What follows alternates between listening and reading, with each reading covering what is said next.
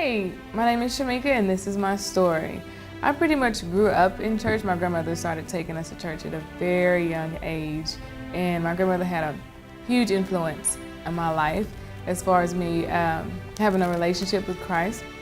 And she set the perfect example for me, and the rest of my family not so much. So I grew up in your typical dysfunctional family, and church is pretty much what kept me sane. I always hated the family that I had, but God reminded me at a very young age that He handpicked me for the family that I had, and He chose me to be different.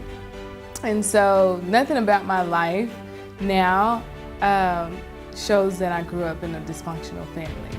I went off to college, and that's when I began to really understand what it meant to have a relationship with Christ. And at that point, that's when I began to really feel valued by God and understanding my worth.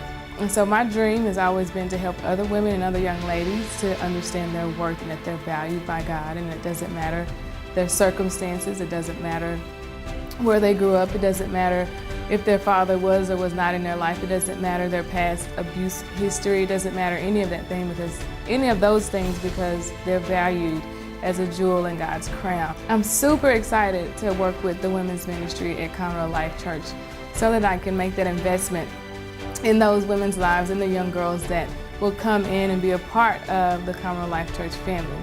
I'm also excited about partnering in battling human trafficking because that's a really big issue right now in the U.S. and it's really big in Houston.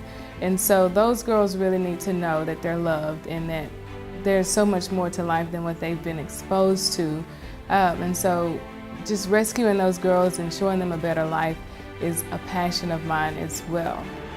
To be a part of change, to me, it means I'm a part of something that's greater than myself. This isn't about me just coming in and worshiping and singing a couple of songs or just saying a couple of amens. It's not just about that, because we're teaching people how to dream.